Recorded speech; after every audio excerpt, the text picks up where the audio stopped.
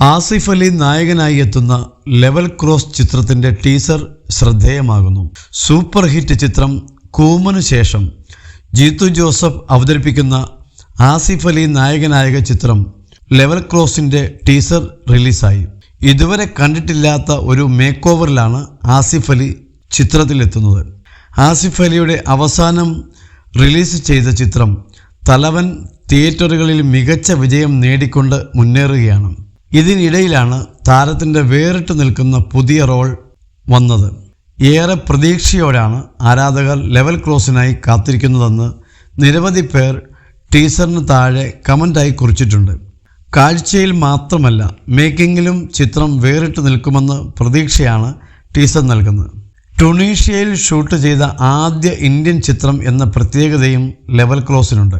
തലവന് ശേഷമുള്ള ആസിഫ് അലിയുടെ ചിത്രം എന്ന രീതിയിലും ലെവൽ ക്രോസിനായി പ്രേക്ഷകർ പ്രതീക്ഷയോടെ കാത്തിരിക്കുകയാണ്.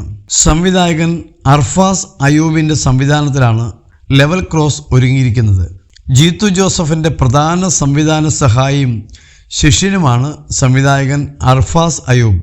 സിനിമ കണ്ട എക്കാലത്തെയും ബിഗ് ബഡ്ജറ്റ് മൂവിയായ മോഹൻലാൽ നായകനായി എത്തുന്ന റാമിൻ്റെ നിർമ്മാതാവും അഭിഷേക് ഫിലിംസിൻ്റെ ഉടമയുമായ രമേശ് പി പിള്ളയുടെ റിലീസിന് എത്തുന്ന ആദ്യ മലയാള ചിത്രമാണിത്.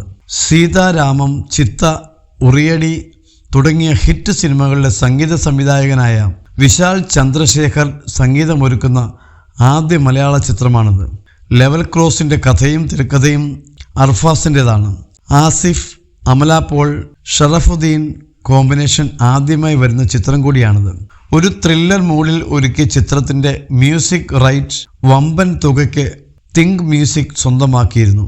താരനിരയിൽ മാത്രമല്ല ടെക്നിക്കൽ ടീമിലും ഗംഭീര നിര തന്നെയുണ്ട്. വിശാൽ ചന്ദ്രശേഖറിൻ്റെ സംഗീതത്തിന് വരികൾ എഴുതിയത് വിനായക് ശശികുമാർ. അപ്പു പ്രഭാകറാണ് ഛായാഗ്രഹണം. ജല്ലിക്കെട്ട്, ചുരുളി, നൻപകൽ നേരത്തു മയക്കം തുടങ്ങിയ ചിത്രങ്ങളുടെ എഡിറ്ററായിരുന്ന ദീപു ജോസഫാണ് ഈ ചിത്രത്തിൻ്റെയും എഡിറ്റർ.